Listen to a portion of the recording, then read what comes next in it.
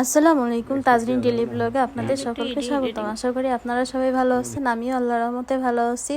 আজ নতুন আরেকটা ব্লগ নিয়ে আপনাদের মাঝে উপস্থিত হলাম। ফার্স্টে সকাল সকাল নাস্তা করে নিলাম। নাস্তা আজকে কিছুই ভাত রুটি কিছুই বানাই নাই, এখানে বানিয়েছিলাম বিস্কুট কলা আর চা। চা বানিয়েছিলাম বিস্কুট কলা দিয়ে খেয়ে নিলাম নাস্তা। আমি দুধ চা খেয়েছি আর আমার হাজব্যান্ড খেয়েছে র চা। পরে পেঁয়াজ ফুরিয়ে গিয়েছিল বাসার সামনে যে পেঁয়াজ আলু রসুন এগুলো আসে, এখান থেকে যে রসুন এই পেঁয়াজ নিয়ে নিচ্ছি। সকাল সকাল বারান্দায় দাঁড়িয়ে একটু রোদও পোয়াচ্ছিলাম। আমার বারান্দায় প্রচুর পরিমাণে রোদ আসে, রোদে দাঁড়িয়েছিলাম। এখন এই যে পেঁয়াজ নিয়ে নিচ্ছি, অল্প অল্প করেই নিই, কারণ প্রতিদিনই তো আসে, সেই জন্য বেশি নিয়ে লাভ কি, সেজন্য অল্প 1 কেজি করে নিই, পরে ফুরিয়ে গেলে আবার নিই। সেই জন্য যে 1 কেজি পেঁয়াজ নিয়ে নিচ্ছিলাম। আর বাজার থেকে আনলে তো প্রায় 3-4 কেজি একসঙ্গে আনা হয়, কিন্তু বেশিরভাগই তো এখান থেকে ভ্যানের থেকে নেওয়া হয়, সেজন্য 1 কেজি করে নিই। এখন এই যে পেঁয়াজ নিয়ে নিলাম।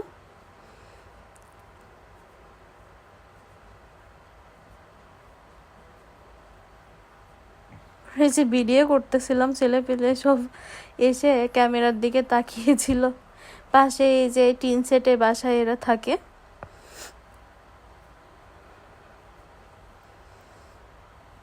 আলু পেঁয়াজ রসুন লাগলে এনার কাছ থেকেই নেওয়া হয় আমার। এই আঙ্কেল খুবই ভালো। এই আঙ্কেলের আবার একটা ডায়লগও আছে, এখন নিলে না, নাহলে কালকে আবার দাম বেড়ে যাবে। এটা বলে প্রতিদিন এসে এক কথা তার, আজকে নিলে নেন না, কালকে দিকে কিন্তু দাম বেড়ে যাবে।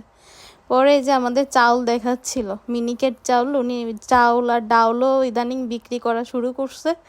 পরে আমি বললাম যে আমরা তো নাজিরশাইল খাই, মিনিকেট খাই না, তারপরেও একদিন দিয়েন, খেয়ে দেখবো কেমন লাগে খেতে। ওনার নাকি নিজস্ব জমির চাউল, এটা ফ্রেশ আর কি, সেটা দেখাচ্ছিল। পরে আমি বললাম এখন নিও না, বাসায় তো চাল রয়েছে। পরে খেতে বলতেছিল 2 কেজি নিয়ে, আমি বললাম নেওয়ার দরকার নাই এখন। পরে এই যে এখান থেকে এই যে আশপাশটা আপনাদেরকে দেখাচ্ছি, সব ছেলেরা বাচ্চারা সবাই বসে বসে এখানে রোদ পোয়ায় আর খেলা করে। পরে এখান থেকে এবার আমার কাজ শুরু করে দিলাম, দৈনন্দিন কাজ। ফার্স্টে বিছনা টিছনা গুছিয়ে, তারপর এই যে সোফা টোপা গুছিয়ে নিলাম, এলোমেলো ছিল খুবই, সব কিছু গুছিয়ে এবার দুপুরে রান্না করেছিলাম বিরিয়ানি। এই যে আমার শাশুড়ি মাকে দিলাম বিরিয়ানি, এটা সাজিয়ে শাশুড়ি মাকে দিলাম উপরে, আমার দেবরকে আর শাশুড়ি মাকে দুইজনকে দিলাম। আর উনিও দেখে আমার জন্য বিরিয়ানি পাঠিয়ে দিয়েছে, বাসমতি চাল আর আছে গরুর মাংস, আর আমি রান্না করেছিলাম চিনি গুঁড়া চাল আর আছে ব্রয়লার মুরগির মাংস। পরে রেস্ট করে খাওয়ার পরে রেস্ট করে একটু বেরিয়ে গেলাম ঘুরতে।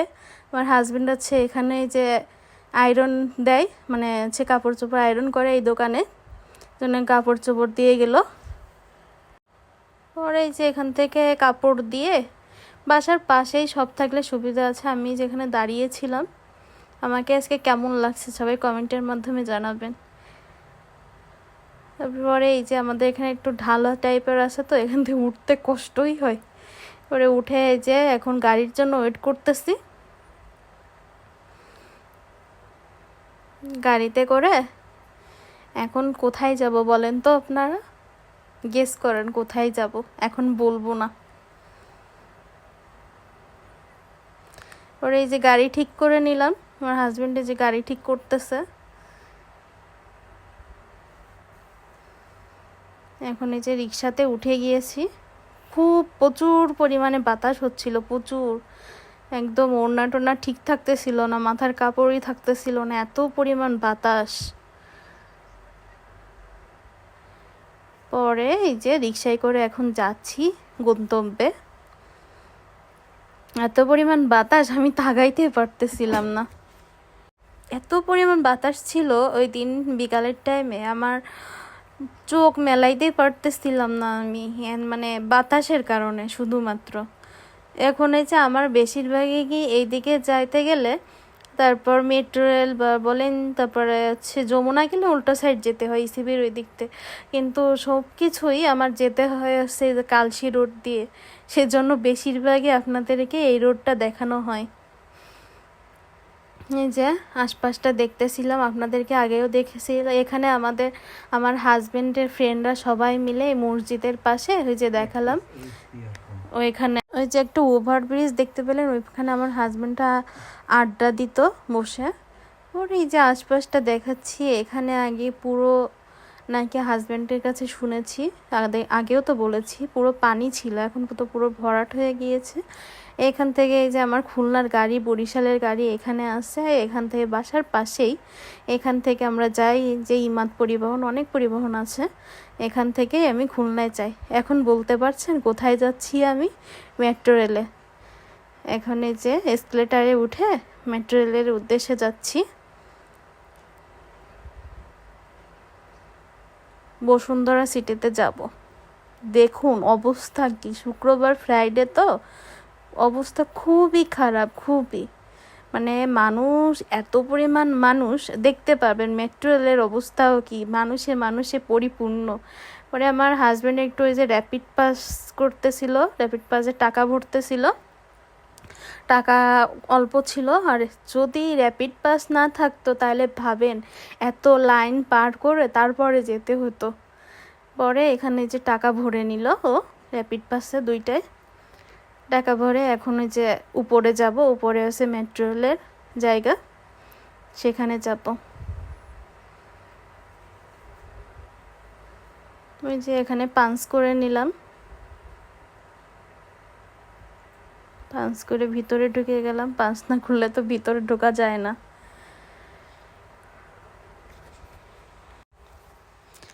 এমনি কার্ডের থেকে আমাদের কার্ড আছে, র্যাপিড পাস নিলে 5% আছে কম কাটে।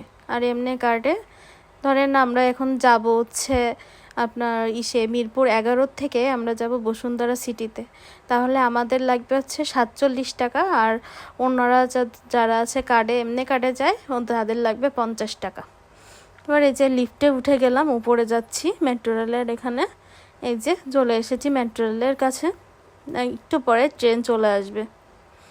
কারণ আশপাশটা দেখতেছিলাম, লোক প্রচুর পরিমাণে লোক ছিল আজকে ফ্রাইডে তো, আরও দিকে উত্তরার দিকে মেলা হচ্ছে, সবাই ওইখানে যাচ্ছে, ঘুরতে যাচ্ছে, সেই কারণে প্রচুর লোক ছিল আজকে।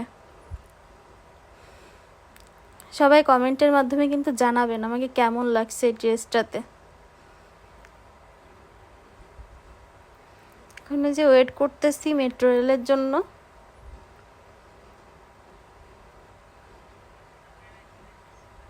এই যে ও দাঁড়িয়েছিল।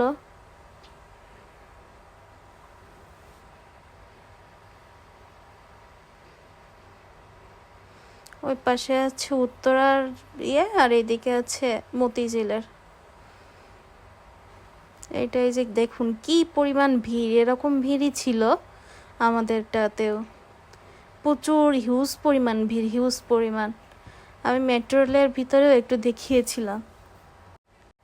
এখন এই যে ওয়েট করি, একটা গেল, এই যে উঠে পড়েছি এখন মেট্রো রেলে। দেখুন অবস্থা একদম পুরো ঝাপটি অবস্থা। আমার হাজব্যান্ড পুরো আমার পিছনে দাঁড়িয়েছিল, পরে আর ভিডিও না করে এখন এই যে নেমে গেলাম। এখন এই যে বসুন্ধরা সিটির দিকে যাচ্ছি,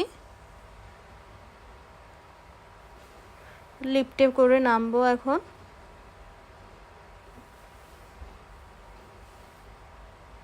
এই যে এত ইটা চলে গেল, আমরা এখন এই যে নেমে পড়লাম।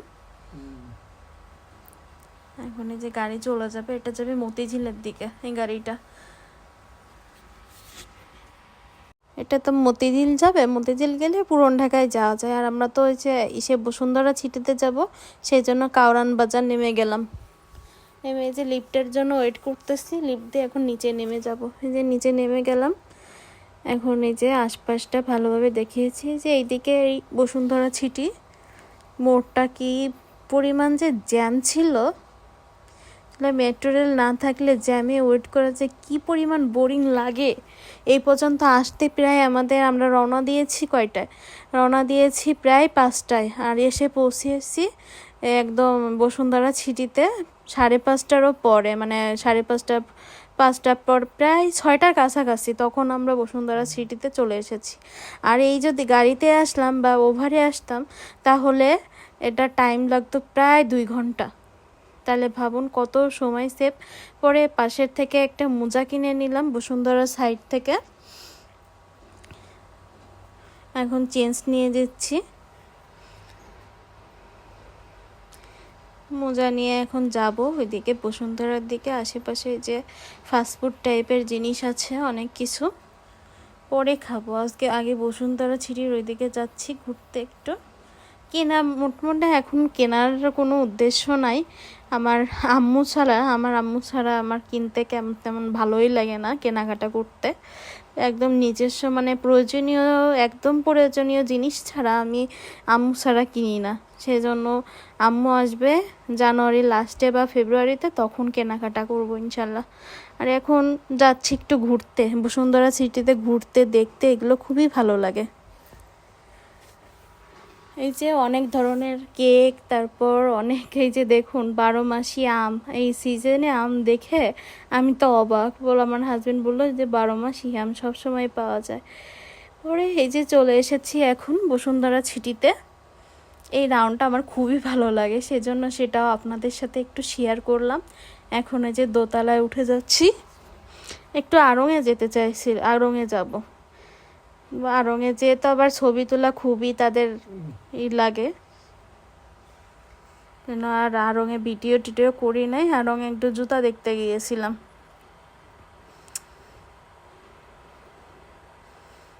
কেনাকাটা তো করি, তা কিন্তু আমার বসুন্ধরা সিটিতে যেতেই খুবই ভালো লাগে।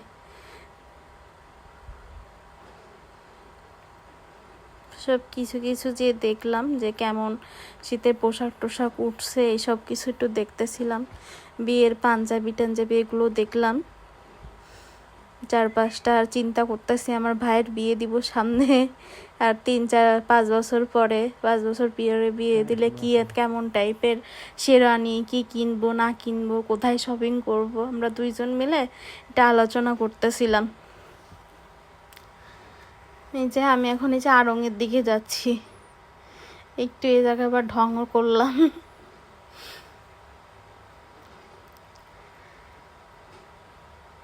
আসলে এখন তো সময় কাটানো খুবই ভালো লাগে বসুন্ধরা, একটু ঘোরাঘুরি ভালোই লাগে, খারাপ লাগে না, তাই না? যে ইজি শপ আমার বাড়ির পাশেও আছে। আমি যখন খুলনা থেকে আমার শ্বশুরবাড়ি আসি, মানে আমার বিয়ের দিন যখন খুলনা থেকে আমার শ্বশুরবাড়ি আসি, তখন এই জামাটা পরেই এসেছিলাম। কারণ ভারী শাড়ি পরে জার্নি, প্রাইভেট কারে আসছিলাম, তো এত পরিমাণ জার্নি করা খুবই কষ্ট হয়ে যাচ্ছিল। পরে চিন্তা করলাম না, জার্নি করে পারবো না এত। পরে এই 3 পিসটা পরে এসেছিলাম। রওনা দিয়েছিলাম 7টা না 7:30টার দিকে, হয়তো মনে হয়, হ্যাঁ 7টার দিকে। আর বাসায় এসেছিলাম 12:30টায়, এসেই ঘুম।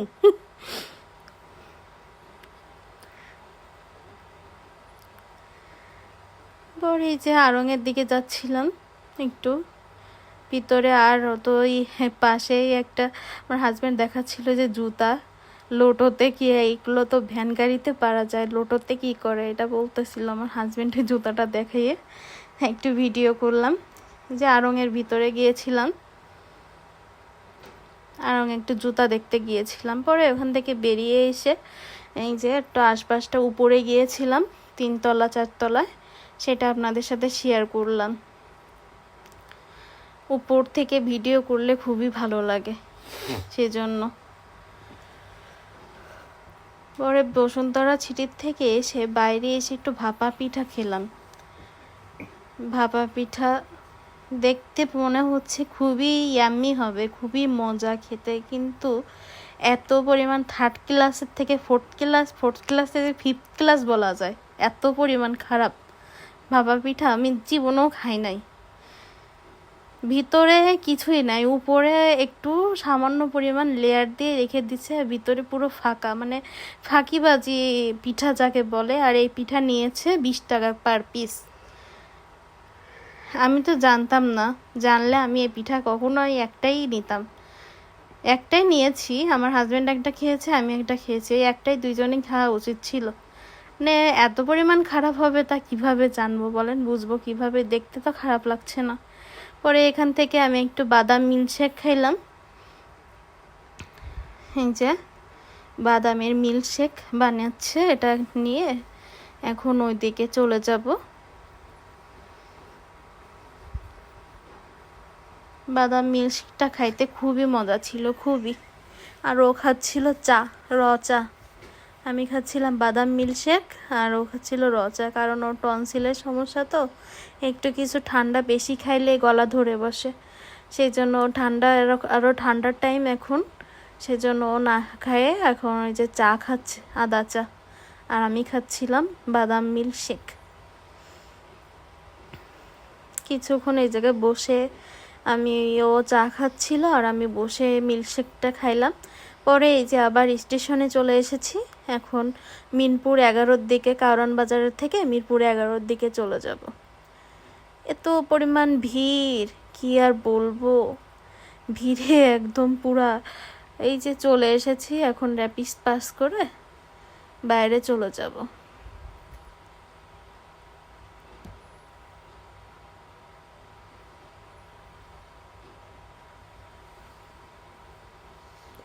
এখন এই যে মিরপুর 11-তে চলে এসেছি, এখান থেকে আবার আমার এই যে স্পেশাল পান, সেটা খেতে যাব।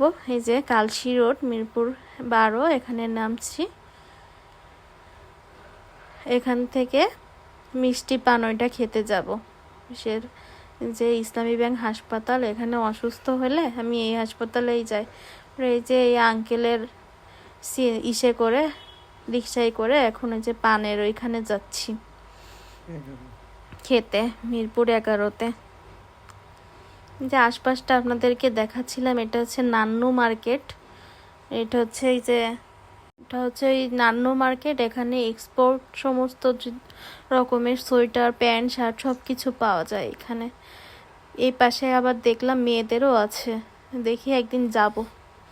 পরে এই পাশে আমরা যে বাজার করি, এখানে বিভিন্ন ধরনের মুদি বাজার এখান থেকে করা হয়, পাশের থেকে। আপনাদের আগে যেটা দেখে এলাম, মাংস, উজ্জ্বলের মাংস কিনে এখানে। পরে বিয়ের বাজার, এগুলো সব বিয়ের বাজার দেখতে দেখতে এই যে পানের দোকানে চলে আসলাম। টিটু পানের না কি যেন ওনার নাম, এটা অনেক ভালো লাগে। পাশে আরও একটা পানের দোকান আছে, কিন্তু এই ভাইয়ের পানটা খুবই স্পেশাল, খুবই ভালো লাগে। অনেক রকমের মশলা দিয়ে বানিয়ে, আগের দিনও দেখিয়েছি। আগের দিন 3টা নিয়েছিলাম, আজকে নিয়েছি 5টা। আমার শাশুড়ি মা আর দেবরকে 2টা দিব, আর আমি আর আমার হাজবেন্ড, আমি 2টা, আর আমার মানে অর্ধেক অর্ধেক করে খেয়েছি, 1.5 করে খেয়েছি। আমি একটা খেয়েছি আর অর্ধেক খেয়েছি, আমার হাজবেন্ড একটা খেয়েছে আর অর্ধেক খেয়েছে। আজকে পর্যন্ত পান খেয়েছি দুইজনে, আগের দিন দুইজনে একটা একটা খেয়েছি, আর আজকে অর্ধেক অর্ধেক করে খেয়েছি। পরে এই যে পান নিয়ে এখন বাসার দিকে চলে যাব। বাসার দিকে চলে আসলাম, এসে আবার পরোটা বানিয়েছি, রাতের ডিনার করব পরোটা দিয়ে, পরোটা আর মুরগি ভাজি। সেজন্য যে বেলে নিচ্ছিলাম, ঘি দিয়ে ভেজেছি পরোটাটা। এত মজা লেগেছে, এত মজা, প্রচুর পরিমাণে মজা লেগেছে। এই যে এক এক করে আমি বানিয়ে নিচ্ছি, একদিকে বেলছি, একদিকে ছেঁকছি, আর একদিকে প্লেটে দিচ্ছি। এটাই যে আমার শাশুড়ি মাকে দিব উপরে, সেই জন্য নিয়ে যাবে আমার হাজব্যান্ড। সব কিছু বানিয়ে নিচ্ছি এক এক করে। এই যে প্লেট সাজিয়ে দিলাম পান দিয়ে, মুরগির মাংস ভাজা আর হচ্ছে পরোটা দিয়ে উপরে পাঠিয়েছিলাম। এই ছিল আজকের ব্লগ। আসসালামু আলাইকুম, আল্লাহ হাফেজ।